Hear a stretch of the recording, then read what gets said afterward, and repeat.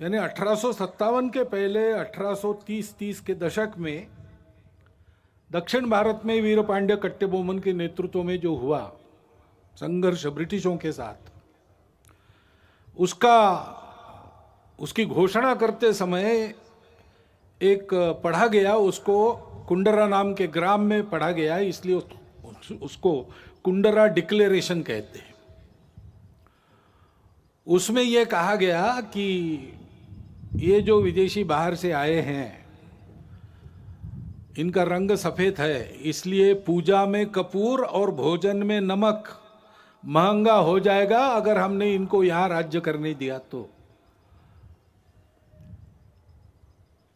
और बहुत बाद में महात्मा गांधी जी ने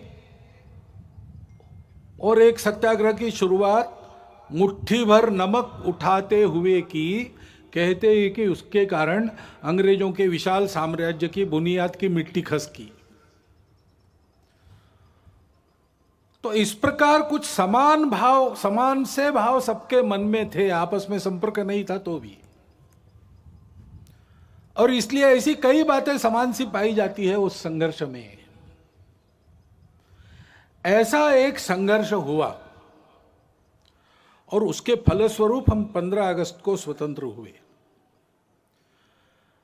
परंतु कालांतर में स्व की कल्पना ढीली पड़ी, अस्पष्ट हुई। उसके कारण स्वतंत्र होना है यानी क्या होना है, अपना स्व क्या है ये पता नहीं। स्व का विस्मरण तो बहुत दिनों से चल रहा था और इसलिए स्व को भूल गए तो स्वजनों को भी भूल गए, और अपने आपस में ही भेद इतने बड़े हो गए, उससे हम जर्जर हो गए। एक दूसरे को बराबरी से देखने के लिए तैयार नहीं, आपस में संघर्ष, पंथ प्रांत जाति भाषा सब प्रकार के भेद, जो विविधता थी उसकी चौड़ी खाइयां बन गई हमको बांटने वाली। और इसमें स्व का भी विस्मरण, ठीक से स्मरण नहीं रहा, विस्मरण हो गया। और इसलिए जो चुनौतियां उस समय की थी उसके सामने एक स्पष्ट नीति लेकर हम खड़े नहीं हुए।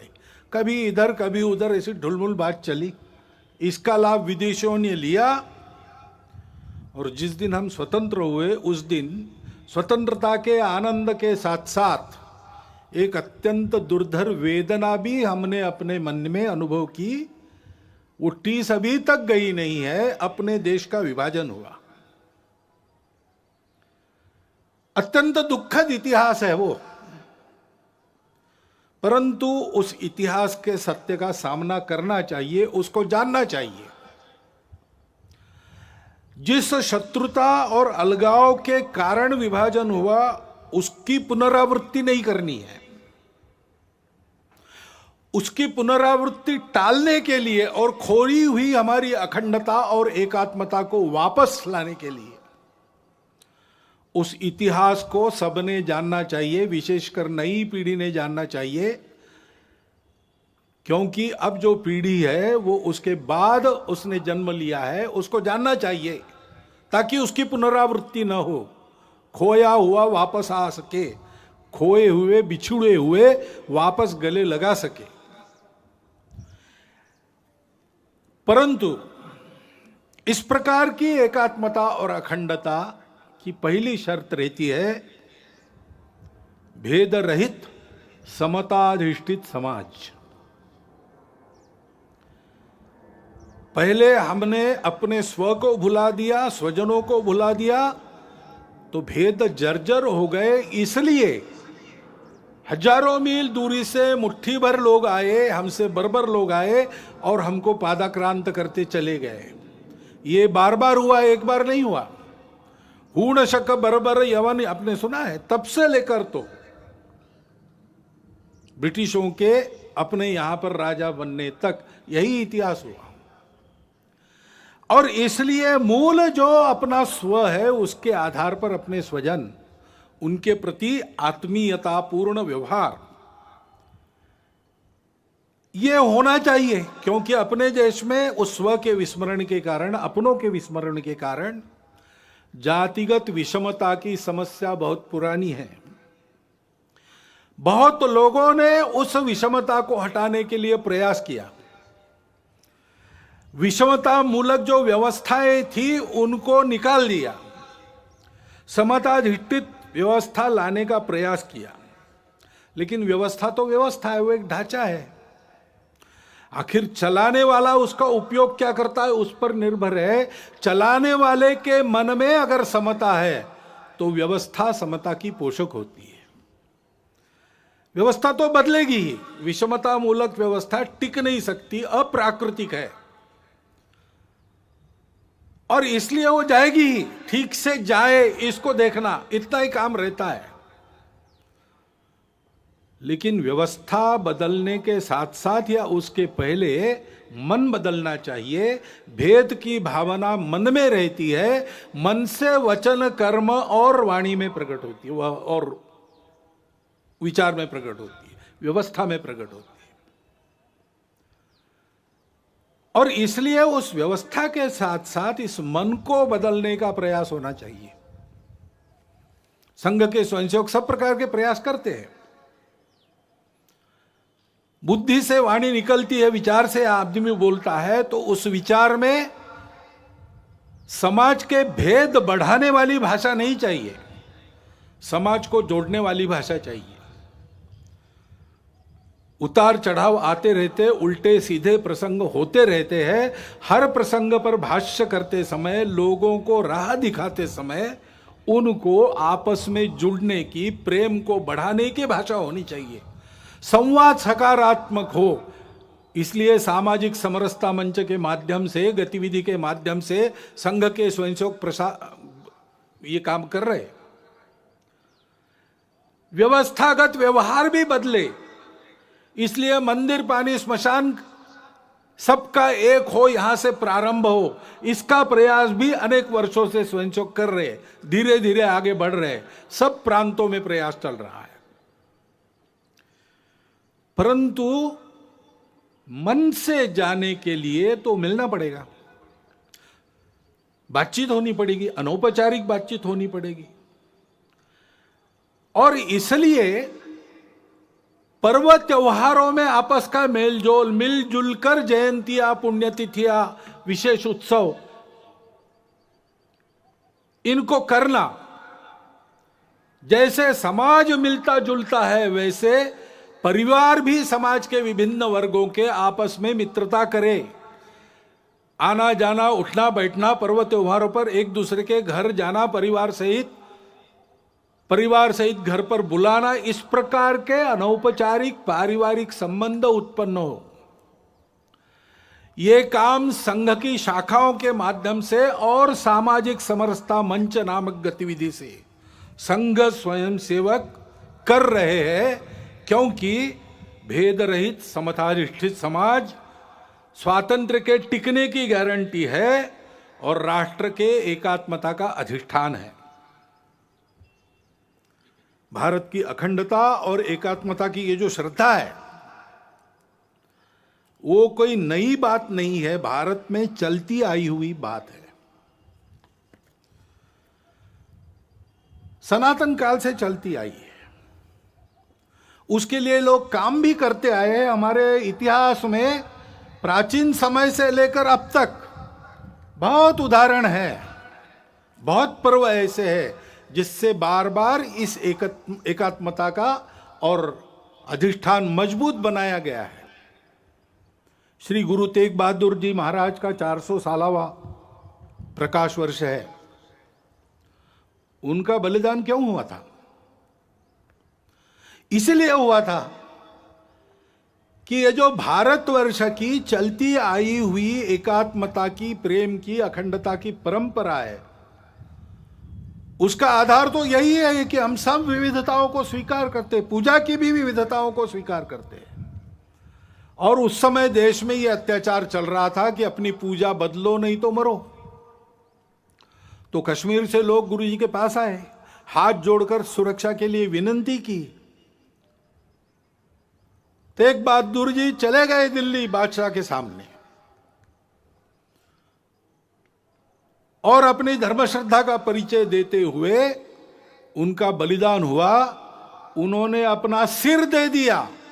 परंतु भारतवर्ष में इस प्रकार की पूजा की स्वतंत्रता बनी रहेगी, सबकी पूजा स्वीकार होगी, कोई एक दूसरे की पूजा पर जबरदस्ती नहीं कर सकता। यह जो अपने भारतवर्ष के संस्कृति का सार है उसको उन्होंने दिया नहीं, सिर दिया, सार नहीं दिया। इसलिए हिंद की चादर कहलाए। भारतवर्ष की स्वतंत्रता, भारतवर्ष की एकात्मता, अखंडता के लिए बलिदानों, मिनी वीरों की सनातन काल से जो आकाश गंगा यहां चली आ रही है, उस आकाश गंगा के वे सूर्य से थे। वह कल्पना हमारी समान सी है और प्राचीन काल से चलती आई है। स्वतंत्र जीवन कैसा होता है, स्वतंत्रता क्या है? सबके सुख की कल्पना है। मंत्र पुष्प में हम कहते हैं अपुत्रा पुत्रिण संतु पौत्रिणः अधना सधना संतु सर्वे संतु निरामया। सर्वत्र का भला, ऐसा कहते हैं। सबके सुख की कल्पना, किसी को नहीं छोड़ा, वसुधैव कुटुंबकम मानकर सब जिसमें सुखी हो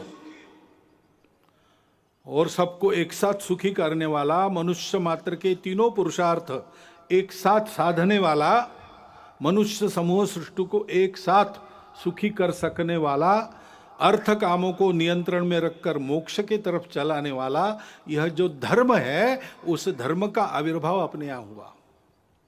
वो अध्यात्म आधारित है, अनुभूति आधारित है। हमारे स्वतंत्रता की वह आध्यात्मिक कल्पना है और इसलिए हम जानते हैं पसायदान में उस स्वतंत्र सुखी जीवन की कल्पना ज्ञानेश्वर महाराज ने की है।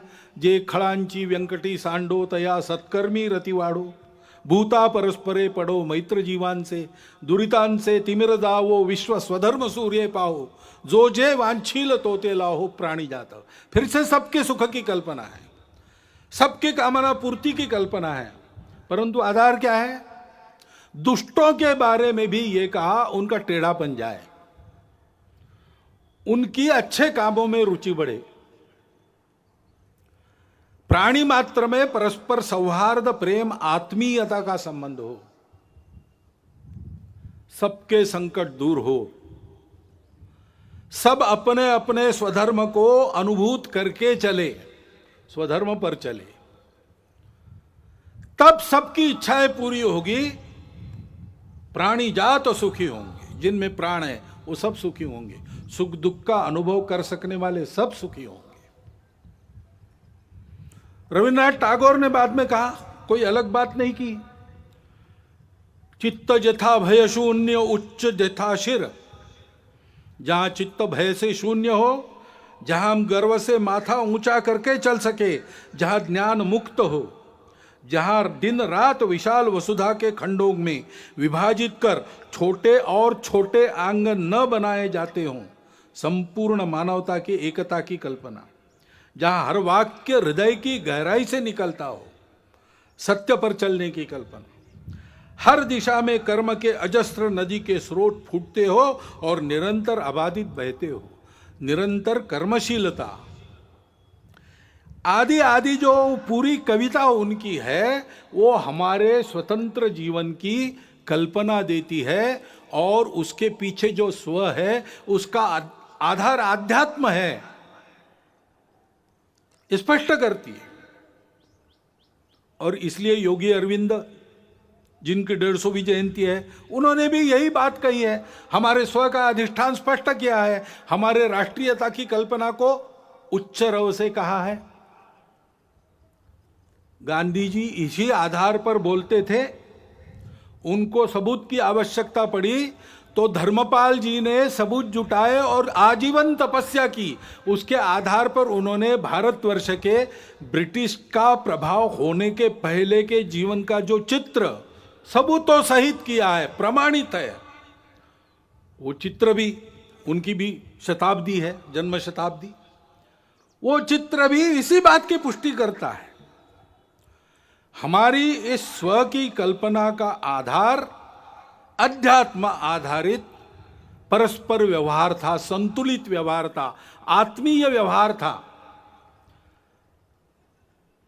उसको हम धर्म कहते हैं और उस धर्म के उदय से सब सुखी होते हैं। सावरकर जी ने कहा कि जब ऐसा हिंदू समाज खड़ा होगा संगठित, तो वो गीता की ही बात करेगा और अपने उद्देश्य को वसुधैव कुटुंबकम यही बताएगा, क्योंकि हम किसी को पराया मान ही नहीं सकते।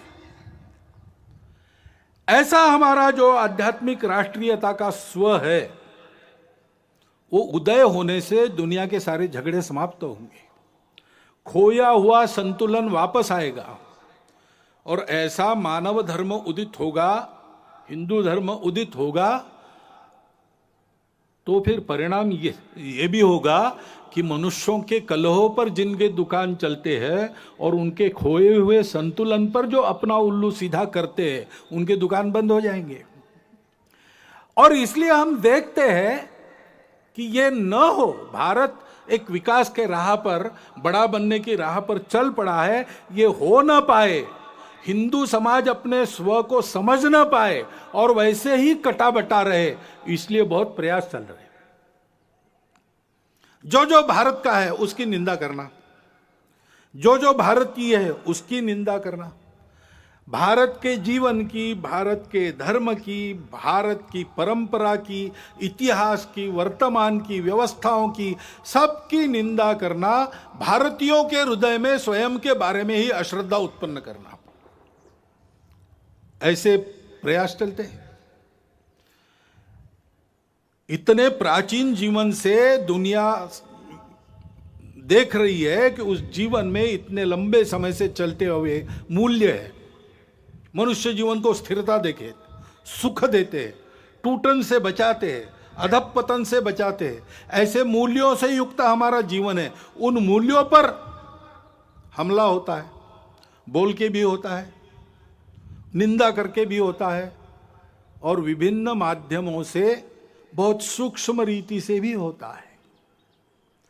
ऐसा स्थूल और सूक्ष्म एक सांस्कृतिक आक्रमण भी लगातार चल रहा है, इस भय से कि अगर ये सारी बातें भारत में ठीक हो गई तो हम नहीं चल पाएंगे। और गठबंधन भी ऐसे लोगों ने बना लिया है, सम्मिलित प्रयास करते। और भारत में हम देखते हैं कि इसको पहचान कर इसके उपाय में चलना चाहिए, समाज को ठीक दिशा में चलाने के प्रयास करने चाहिए। सब ऐसा नहीं करते। विशेषकर इसके व्यवस्था को चलाने का भारत की जो दायित्वधारी लोग हैं, राज्यों में है, केंद्र में है, सब लोग हैं। लेकिन कभी कभी ऐसा व्यवहार दिखता है, यानी एक भारत का ही राज्य है, दूसरा भी भारत का ही राज्य है, उसकी पुलिस आपस में युद्ध करती है, गोलियों से लोग मारे जाते हैं। हम एक देश के वासी हैं कि क्या है? अपनी राजनीतिक स्पर्धा के चलते और सरकारों का विरोध खड़ा होता है, पार्टियों का है, चलता है, लेकिन सरकारें व्यवस्था के अंग है। व्यवस्था तो एक है, संविधान के तहत बनी है। संविधान के तहत हम फेडरल स्ट्रक्चर है, लेकिन संविधान के तहत ही we the people of India, हम एक देश के लोग हैं, हमारा एक देश है, व्यवस्थाएं हमने फेडरल बनाई है, लोग फेडरल नहीं है। संपूर्ण जन एक राष्ट्र है। लेकिन ऐसा पोषक व्यवहार सत्ता में बैठे लोगों का भी होता हुआ नहीं दिखता। तो समाज को कहां से उद्बोधन मिलेगा, कहां से पथ प्रदर्शक पाथेय मिलेगा? अपने राजनीतिक उल्लुओं को सीधा करने के लिए ऐसे छल कपट चलते हैं, उसमें समाज के मन का क्या होता है, समाज में जो भेद है उनको मिटाया जाता है कि उनको और चौड़ा किया जाता है, इसकी परवाह न करते हुए होता है। अब समाज को ही बचना पड़ेगा इन बातों को पहचानते हुए, क्योंकि ये षड्यंत्र चलते हैं असंतोष उत्पन्न करना, निमित्त तो मिलते ही है, इतने बड़े समाज में, इतने लंबे चौड़े देश में छोटा भी निमित्त है, उसको प्रचार के साधनों के आधार पर बहुत बड़ा करके बताना, असंतोष उत्पन्न करना, आपस में विरोध उत्पन्न करना, जाति से जाति को लड़ाना, प्रदेश से प्रदेश को, भाषा से भाषा को लड़ाना, कलह उत्पन्न करना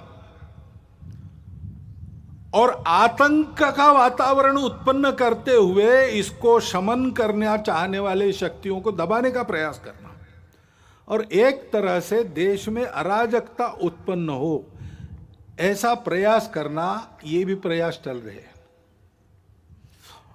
और तकनीकी के आधार पर नई नई बातें जो आ रही वो और आग में घी डालने का काम कर रही।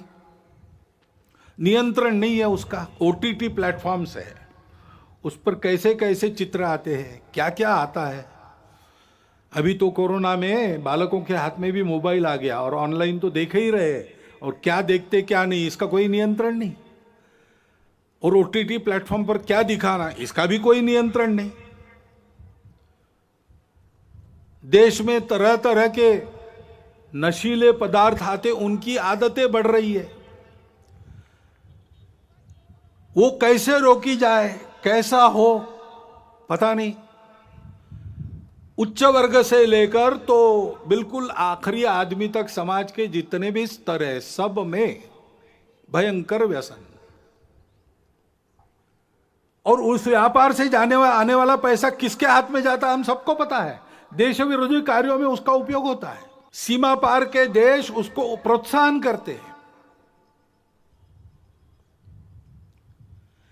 ऐसी सारी बातें चल रही है और अनियंत्रित बातें भी बढ़ रही है। बिटकॉइन जैसी करेंसी है, किस राष्ट्र का किस नियम का उस पर नियंत्रण है मुझे नहीं पता। एक स्पर्धा खड़ी हो रही है। इन सब बातों को नियंत्रित करना, समाज के हित में चलाना, ड्रग्स जैसे व्यसनों का पूर्ण निराश हो इसका प्रयास करना, ये शासन को करना चाहिए, करना पड़ेगा। परंतु शासन तो अपना काम आज नहीं कल करेगा, करने का प्रयास कर भी रहा है। वो यशस्वी आज न कल होगा, परंतु तब तक के लिए इसका बचने का क्या, और बाद में भी बचने की क्या बात है, कैसे होगा। तो अपने यहां पर एक वाक्य सर्वत्र लिखा मिलता है, मन का ब्रेक उत्तम ब्रेक। समाज का मन तैयार होना चाहिए, नई पीढ़ी का मन तैयार होना चाहिए। बालकों का, शिशुओं का मन घर में तैयार होता है। नव तरुण होने के बाद जब दुनिया में जाता है और वो दुनिया के आगे खड़ा होता है तो उस व्यक्ति को क्या लेना क्या नहीं लेना, क्या ठीक है क्या गलत है, इसका विवेक जो मिलता है वो घर से तैयार होके मिलता है, माता पिता के आचरण के उदाहरण से मिलता है, घर में जो अपनी कुलरीतियां पद्धतियां चलती है उसके संस्कारों से मिलता है। उनको ठीक करने से बहुत सारी बात बिना शासन के भी हम कर पाएंगे। और इसलिए कुटुंब प्रबोधन की गतिविधि हमारे स्वयंसेवक चलाते हैं। सप्ताह में एक बार कुटुंब के लोग बैठते और आपस में संवाद करते, मुक्त चर्चा करते।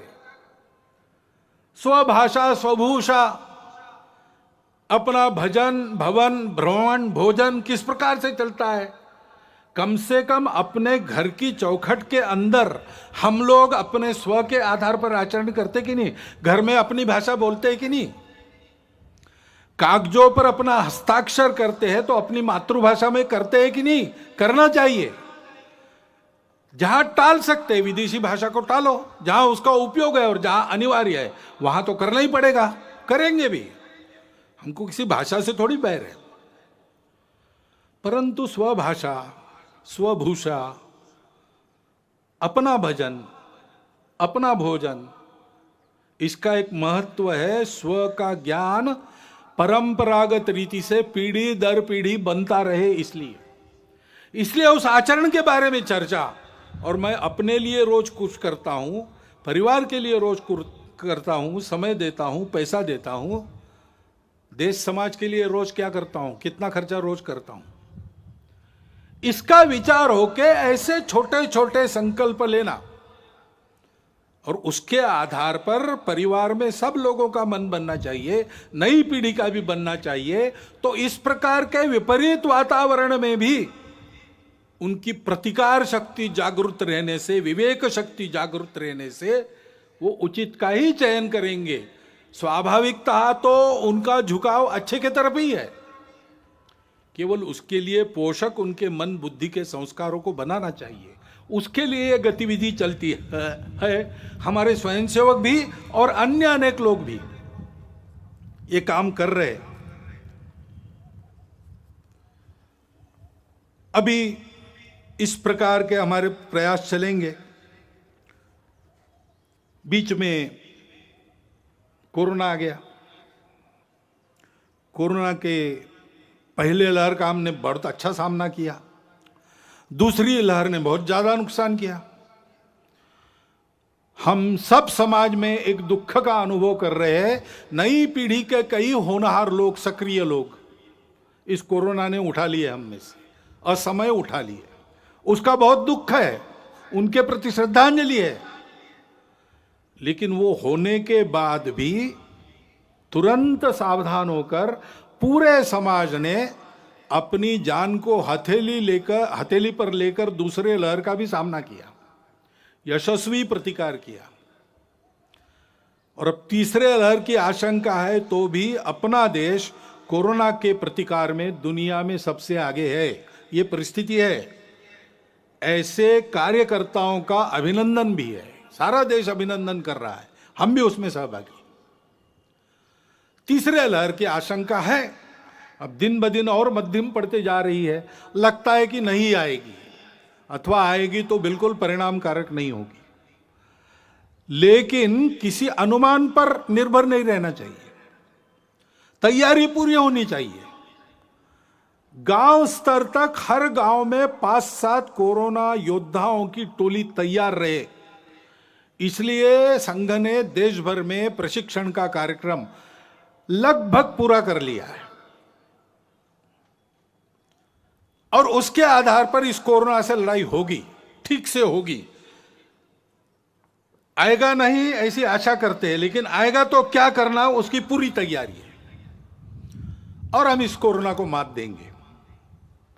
उसके नुकसान हुए हैं, 2 साल चला तो आर्थिक क्षेत्र में नुकसान हुआ है, बहुत नुकसान हुआ है, परंतु हमारा समाज उससे दबा नहीं है। आर्थिक क्षेत्र में भी उस नुकसान को पूरा करने का आत्मविश्वास दिखता है, लोग बोलते हैं। और किसी किसी आर्थिक अर्थायाम के क्षेत्र में तो सब पूर्ववत हो गया और आगे बढ़ गया, ऐसा भी वृत्त आता है। स्व के बारे में अपने समाज की प्रवृत्ति निश्चित रूप से बढ़ी है। अभी राम मंदिर का धन संग्रह हमने किया गांव गांव जाके, तो वहां भी यही अनुभव आया। स्फूर्त रूप से समाज के सभी जाति वर्गों का, सभी भौगोलिक क्षेत्रों से उत्तम सहयोग मिला और एक ही भावना के कारण कि कुछ हमारा हमने वापस लाया है, उसको खड़ा कर रहे हैं। सब लोग राम की पूजा करने वाले लोग नहीं थे, परंतु सबका योगदान है, सबका उत्साह है और वो स्व प्रकट भी हो रहा है, वो उत्साह प्रकट भी, उस आत्मविश्वास का परिणाम भी दिख रहा है। अभी ओलंपिक और पैरा ओलंपिक में कितने मेडल, ओलंपिक में 1 गोल्ड, 2 सिल्वर और 4 ब्रॉन्ज, यानी स्वर्ण, रौप्य और कांस्य। और पैरा ओलंपिक में 5 स्वर्ण, 8 रौप्य और 6 कांस्य पदक हमारे खिलाड़ियों ने प्राप्त की। ये उत्साह कहां से आया? बहुत परिस्थितियां उनकी बदली है ऐसा नहीं है, परंतु देश के लिए कुछ कर गुजरने की प्रवृत्ति बनी है और इसलिए यह कोरोना की आपत्ति हमारे लिए स्व का चिंतन करने का एक अवसर भी बनी है। हमने अनुभव किया अपने स्व पर आधारित कई बातें कितनी उपयोगी है। उदाहरणार्थ अपने स्वास्थ्य का विषय है। स्वास्थ्य मनुष्य की ऐसी आवश्यकता है, उसको पूरा करने के लिए वो कुछ भी कर लेगा। बीमार है तो उपचार के लिए घर भी बेच देगा, लेकिन अच्छे उपचार और विश्वस्त उपचार जिससे निश्चित ही रहेगी मुक्त रोग मुक्त होने की, ऐसे उपचार लेने के लिए कुछ भी करता है। तो हमने देखा कि देश में सबकी इच्छा है चिकित्सा सबको सुलभ रहे, सबके पास पहुंच सके, और चिकित्सा महंगी न हो, सब आयु वर्ग के लोग उसका लाभ ले सके। वो सस्ती और सुलभ चिकित्सा पानी है तो स्व के आधार पर क्या विचार करेंगे? पहली बात है कि हमारी परंपरा में केवल इलनेस का, बीमारी का विचार नहीं किया, हमने वेलनेस का भी विचार पहले से किया है। आयुर्वेद में एक पूरा प्रकरण स्वास्थ्य वृत्त है, बीमार नहीं कैसे पड़ना। उसमें जैसे स्वच्छता का महत्व है, उस पर तो कई वर्षों से हम आगे आगे बढ़ रहे हैं। लोक स्वास्थ्य का, पब्लिक हेल्थ का विषय है, उस पर भी हमको बहुत तरीके से आगे जाना पड़ेगा, क्योंकि उसमें शासन को भी बहुत कुछ करना पड़ता है, समाज को भी बहुत कुछ करना पड़ता है। अपने घर की और स्वयं की स्वच्छता तो हम देख लेंगे, अपने मोहल्ले की स्वच्छता पर भी ध्यान देना पड़ेगा। सार्वजनिक स्थानों पर स्वच्छता बरतने की आदत लगानी पड़ेगी। स्वच्छता के लिए नंबर मिलते हैं आजकल शहरों को, अच्छी बात है, लेकिन दिखने वाली स्वच्छता और जहां नहीं कोई देखता वहां स्वच्छता नहीं, ऐसे लोक स्वास्थ्य में नहीं चलता।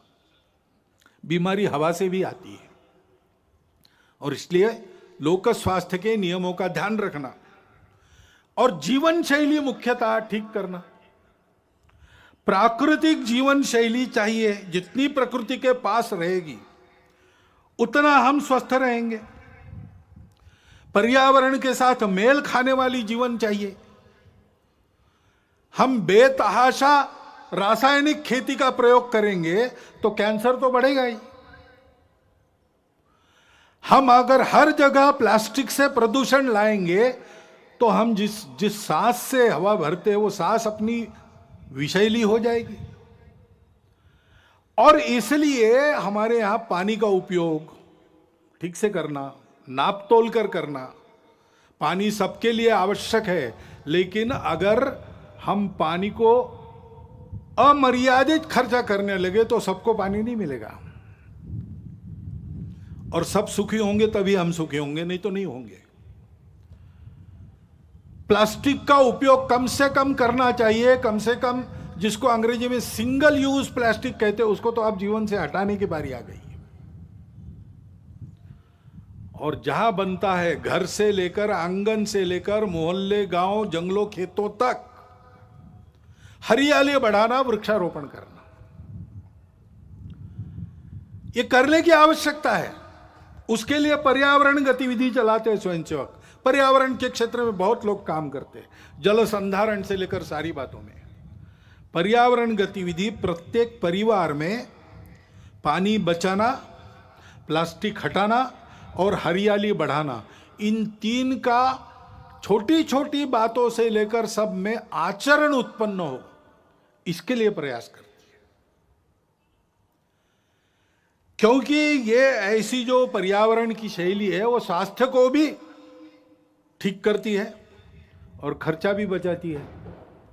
कोरोना काल में जितने विवाह हुए कितने सस्ते में हुए। हमारे ध्यान में कई बातें आ गई कि हम जो खर्चा करते हैं वो कितना खर्चा फालतू होता है, इससे कम में हम जी सकते हैं। जो मिलता है उसमें अपने घर गृहस्थी को रोटी, कपड़ा, मकान, स्वास्थ्य, शिक्षा, अतिथि सत्कार, ऐसी न्यूनतम आवश्यकताओं को ठीक से पूर्ण कर सकते हैं। अब कोरोना जाएगा, जाने को है, अपनी सुधरी हुई आदत को फिर से नहीं बिगाड़ना, इसका हमको ध्यान देना पड़ेगा। और इसलिए पर्यावरण के साथ स्वास्थ्य को साधते हुए हमको यह भी प्रयास करना पड़ेगा कि सब प्रकार की पैथियों को मान्यता देते हुए अपने अपने पैथी का अहंकार, अभिमान तो रहना चाहिए, गौरव तो रहना चाहिए, अहंकार नहीं होना चाहिए। कुछ बीमारियों को कुछ पैथी में इलाज है, किसी में नहीं है। हर एक चिकित्सा पद्धति का अपना अपना तत्वज्ञान है। मतभेद हो सकते हैं लेकिन विरोध नहीं होना चाहिए। सभी चिकित्सा पद्धतियों का समन्वय करते हुए सबको सुलभ हो सके ऐसी चिकित्सा हम दे सकते, क्योंकि कुछ पद्धतियों में इलाज महंगे हो जाते, उसका इलाज नहीं कुछ पद्धतियों में वही इलाज बहुत सस्ता हो जाता है उसी बीमारी का, और गुण भी मिलता है। तो इसलिए सभी पद्धतियों का समन्वय करते हुए कैसे आगे बढ़ेंगे, और सबको एकदम बहुत गंभीर चिकित्साओं का सामना नहीं करना पड़ता। छोटी मोटी रोज की बीमारियां होती है तो प्राथमिक चिकित्सा अपने गांव में ही उपलब्ध रहे, उसमें डॉक्टर वैद्य भी हो, और अंग्रेजी में कहते हैं बेयरफुट डॉक्टर्स, आरोग्य रक्षक, ऐसी भी कोई व्यवस्था बने। थोड़ी अधिक चिकित्सा करनी है तो जिला केंद्र पर सबके लिए उपलब्ध रहे, और बहुत उच्च स्तरीय बहुत गंभीर चिकित्सा अगर आवश्यक है तो एक एक विभाग केंद्र पर, कमिश्नरी के केंद्र पर या बड़े कस्बों में उसकी व्यवस्था उपलब्ध रहे। इस प्रकार का एक तंत्र खड़ा करना पड़ेगा। ऐसा समग्र स्व के आधार पर सोचते हैं तो सबको सुलभ और सस्ती चिकित्सा का प्रबंध अपने देश में हो सकता है। वही बात आर्थिक मामलों की है। हम जानते हैं विश्व में जो प्रचलित अर्थव्यवस्था है उसके कारण कई समस्याएं भी खड़ी है, और समस्याओं का उत्तर उस व्यवस्था के पास नहीं है। सभी देशों में उसका पुनर्विचार चल रहा है। बहुत उत्साह से जिन बातों की उद्घोषणा आर्थिक जगत पहले करता था, आज उसने वो करना बंद कर दिया है, अंतर्मुख होकर विचार कर रहा है। तीसरा रास्ता कौन सा है? तीसरा रास्ता हम दे सकते हैं। हमारे परंपरागत आर्थिक चिंतन की जो दृष्टि है वो पूर्ण है, अधूरी नहीं है। हमने उस स्व के आधार पर ये चिंतन किया है। एक शाश्वत सत्य हम पहले बताते हैं कि भाई अर्थशास्त्र क्यों है? मनुष्य की कामना पूर्ति के लिए साधन उपलब्ध कराने का शास्त्र, ऐसा वो मानते हैं। हमारे यहाँ थोड़ा आगे गए, हमने कहा कि सुख प्राप्ति का वो है, और एक का सुख हो नहीं सकता, सबका सुख चाहिए। इसलिए जितनी प्रजा है उसके सुख का वो शास्त्र है। जिन्होंने जन्म लिया है वो सब सुख को प्राप्त हो तो सभी सुखी होंगे। और ये सुख कहाँ मिलता है? सुख बाहर नहीं है, सुख अंदर है। और इसलिए अंदर के सुख को प्राप्त करेंगे तो बाहर की वस्तुओं से हम पर्याप्त सुख ले सकते हैं, अपने अंदर ही है वो, लेकिन उसके लिए बाहर की वस्तुएं पर्याप्त हो सकती है। नहीं तो सिद्धांत तो प्रचलित सिद्धांत कहता है means are limited, ends are endless. हमारे यहां इस सत्य को मान्य करके कहा है कि ऐसी अवस्था में अगर उपभोग करना है तो संयम आवश्यक है, क्योंकि सुख उसमें नहीं है, वस्तु में, सुख हमारे अंदर है। तो बांटकर खाओ, उस सुख के पीछे बहते मत जाओ, सुख पर तुम्हारा नियंत्रण चाहिए। और इसलिए संयम पूर्ण उपभोग, न्यूनतम आवश्यक जितना है उतना उपभोग, क्योंकि यह सब हमारा नहीं, मेरी अपनी प्रॉपर्टी नहीं है। इस पर मालकियत किसकी है? किसी की नहीं। ईशावास्यमिदं सर्वम, भगवान का बनाया है, भगवान का है। उसने उसका यथोचित उपयोग जिसके लिए रखा है वो लेगा। सबका होने के बाद बचेगा, उसमें मैं अपने को चलाऊंगा। तेन त्यक्तेन भुंजित। मनुष्य प्राकृतिक और मानव निर्मित धन का स्वामी नहीं है, विश्वस्त है। उसको दो हाथों से कमाना है, लेकिन उसके आधार पर सारी सृष्टि को चलाना है, 1000 हाथों से बांटना है। इस दृष्टि के आधार पर अपने यहां का आर्थिक विचार खड़ा है, वो एकांतिक नहीं है। उसमें मनुष्य को सृष्टि के अंग के नाते देखा गया है। सृष्टि का मालिक नहीं, कॉन्करर नहीं, कॉन्करिंग द नेचर गलत बात है, नर्चरिंग द नेचर। सृष्टि से जितना चाहिए उतना लेना और दाम दुगना वापस करना, गिविंग बैक। इस आधार पर हमारा अर्थ विचार खड़ा है, और इसलिए वो एकांगी नहीं है। वो सब जगह परिवार की कल्पना करता है। कृषि श्रेष्ठ है कि उद्योग श्रेष्ठ है कि व्यापार श्रेष्ठ है, अरे भाई तीनों अपने अपने जगह श्रेष्ठ है, तीनों को मिलकर चलना चाहिए। उद्योग चलेगा मालिक के लिए चलेगा कि मजदूर के लिए? अरे भाई मालिक मजदूर बीच में जो व्यापारी है वो और ग्राहक सबको एक परिवार मानकर सबके हित का विचार करके चलेगा। सबको अपना अपना कर्तव्य पूरा करते हुए संयम से बरतना पड़ेगा, तब सबकी कामना पूर्ण होगी। इस प्रकार के आर्थिक विचार के आधार पर आज के देशकाल परिस्थिति में क्या सुसंगत हो सकता है? हमारा प्रदीर्घ जीवन रहा है, उस प्रदीर्घ जीवन में हमने भी पुरुषार्थ किया है, और ईस्वी सन 1 से लेकर तो 17वीं सदी तक हम दुनिया के सर्वसमर्थ आर्थिक देश थे। विलियम डैलिरिम्पल वगैरह डाटा दे रहा है। यह अगर वस्तुस्थिति है तो हमारे इतने लंबे आर्थिक अनुभव से हमने जो शाश्वत तत्व निकाले हैं उसके आधार पर हमको चलना पड़ेगा। जमाना बदला है, ऊपर ऊपर का परिवर्तन उतना जरूर करना पड़ेगा। विश्व भी अब 2-4 हजार साल चला है अर्थ पुरुषार्थ में, उसका भी कुछ अनुभव है, वहां से भी जो उपयुक्त है वो लेना पड़ेगा। स्वदेशी को काल सुसंगत बनाना और विदेशी को देश सुसंगत बनाना, इसके आधार पर अपने स्व पर आधारित एक नया आर्थिक प्रतिमान संपूर्ण दुनिया को देना, ये दुनिया की अभी आवश्यकता है। और हम स्वातंत्र्य में हमारे स्व के प्रगटीकरण का एक स्वाभाविक आविष्कार है, इसकी चिंता हमको करनी पड़ेगी। और ये बात जब सोचते हैं तो एक सब लोग आजकल कहते हैं, पहले इतना नहीं कहते थे, आजकल कहते हैं, वो कहते हैं ये जनसंख्या क्या क्या करेंगे, बढ़ती जा रही है। तो जनसंख्या नीति तो होनी चाहिए। अपने यहां विचार हुआ है, एक परिवार में 2.1 ऐसा कहा है ना, 2 बालक रहे, ऐसा विद्वानों ने मिलकर निश्चित किया, सरकार ने उसको स्वीकार किया, ये सब हुआ है। लेकिन हमको लगता है कि एक बार फिर विचार कर लेना चाहिए, क्योंकि 2 बातें, सारी बातों का विचार करना। अभी हमारे देश में, हमारा युवाओं का देश है, 56-57% युवा है। 30 साल के बाद ये सब बूढ़े बनेंगे, उनको खिलाने के लिए भी हाथ लगेंगे। कितने हाथ लगेंगे, कितने लोगों को खिला सकेंगे, और उस समय जितने लोगों को खिलाना है उसके लिए काम करने वाले कितने लगेंगे, दोनों बातों का विचार करना पड़ेगा।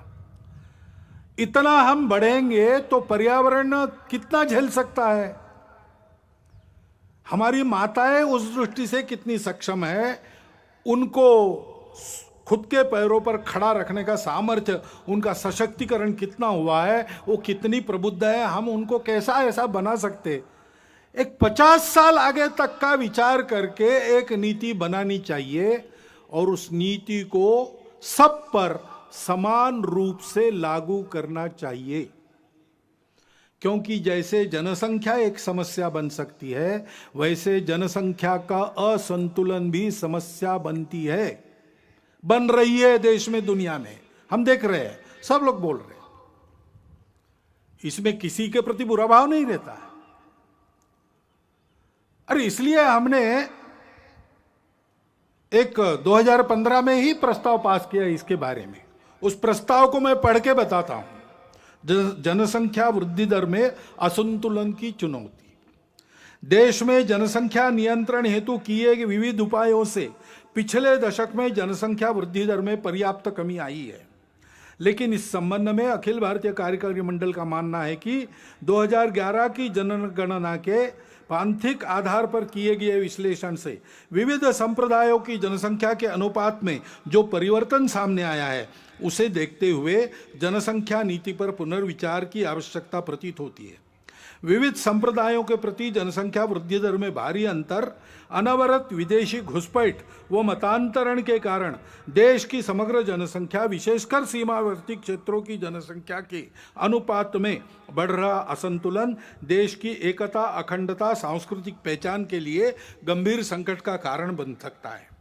विश्व में भारत उन अग्रणी देशों में था जिसने 1952 से ही जनसंख्या नियंत्रण के उपायों की घोषणा की थी, परंतु सन 2000 में जाकर ही वह एक समग्र जनसंख्या नीति का निर्माण और जनसंख्या आयोग का गठन कर सका। इस नीति का उद्देश्य सकल प्रजनन दर की आदर्श स्थिति को 2045 तक प्राप्त कर स्थिर व स्वस्थ जनसंख्या के लक्ष्य को प्राप्त करना था। ऐसी अपेक्षा थी कि अपने राष्ट्रीय संसाधनों और भविष्य की आवश्यकताओं को ध्यान में रखते हुए प्रजनन दर का यह लक्ष्य समाज के सभी वर्गों पर समान रूप से लागू होगा। परंतु 2005-6 का राष्ट्रीय प्रजनन एवं सार्थ सर्वेक्षण सन 2011 की गणना के 0 से 6 आयु वर्ग 0 से 6 आयु वर्ग के पांथिक आधार पर प्राप्त आंकड़ों से असमान सकल प्रजनन दर एवं बाल जनसंख्या अनुपात का संकेत मिलता है। यह हमारा प्रस्ताव है, तो इसलिए सुझाव हमारे ऐसे और भी लिखा है, पूरा नहीं पढ़ता हूं, लिखित भाषण में उपलब्ध है। देश में उपलब्ध संसाधनों, भविष्य की आवश्यकताओं एवं जनसांख्यिकीय असंतुलन की समस्या को ध्यान में रखते हुए देश की जनसंख्या नीति का पुनर्निर्धारण कर उसे सब पर समान रूप से लागू किया जाए। सीमा पार से हो गई अवैध घुसपैठ पर पूर्ण रूप से अंकुश लगाया जाए।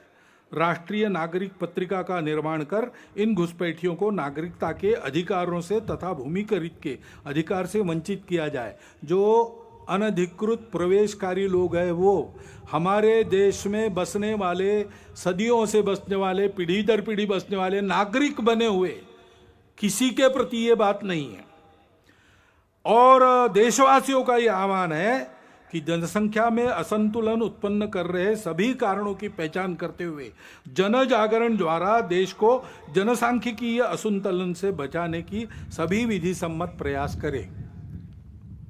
कैरो में एक परिषद हुई थी राष्ट्रों की, उसमें सबके साथ अपने देश का जो अधिकृत संकल्प है, डॉक्टर मनमोहन सिंह उस समय प्रधानमंत्री थे, उस संकल्प के बाहर इसमें कुछ भी नहीं है, सब उसके मर्यादा के अंदर है। क्योंकि कुछ ऐसी परिस्थितियां आती है, अभी जैसे एक अचानक आ गया, वायव्य सीमा के पार तालिबान खड़ा हो गया। अब तालिबान का पूर्व चरित्र क्या है हम सब जानते हैं, और उसकी जो बातें हो रही है वो दो प्रकार की हो रही है। कभी कहता है कि अच्छे रहेंगे, कभी कहता है कि नहीं हम वही है पहले से। तो इसका एक स्पष्ट संकेत है कि हमसे सावधान रहना चाहिए। और तो और उस समय उसका समर्थन करने वाले जब खड़ा हुआ तब रशिया भी था, तुर्कस्तान भी था, चीन और पाकिस्तान तो आज भी है। अब तालिबान बदला भी होगा, पाकिस्तान बदला है क्या? ऐसा तो बिल्कुल नहीं है। चीन का इरादा भारत के बारे में बदला है क्या? ऐसा तो बिल्कुल नहीं है। और इसलिए यह मानते हुए भी हृदय परिवर्तन हो सकता है, बुरा से बुरा आदमी भी बदल सकता है, बातचीत से, संवाद से बातें हल होती है, प्रेम से, अहिंसा से मामला ठीक हो सकता है, इसको मानना चाहिए, इसके प्रयास भी जारी रखने चाहिए, लेकिन अपनी सावधानी, अपनी तैयारी को पूर्ण रखते हुए हमको सजग भी रहना चाहिए। हमारी सीमा सुरक्षा और अधिक चाक चौबंद होने की आवश्यकता है। जहां बार बार आक्रमण होते वहां तो ठीक ही है, लेकिन जहां नहीं होते ऐसा हम कहते हैं, लेकिन चोरी छुपे होते रहते हैं। सागरी सीमा है, हमारे सागरी प्रदेश में जो टापू है, देश के अंदर की बातें हैं, इन सबको बहुत अच्छा करना चाहिए। इंटरनेट के उपयोग के कारण अब साइबर सिक्योरिटी का भी प्रश्न खड़ा हो गया है, उसके मामले में हमको बहुत आगे जाना पड़ेगा, हम जाएंगे।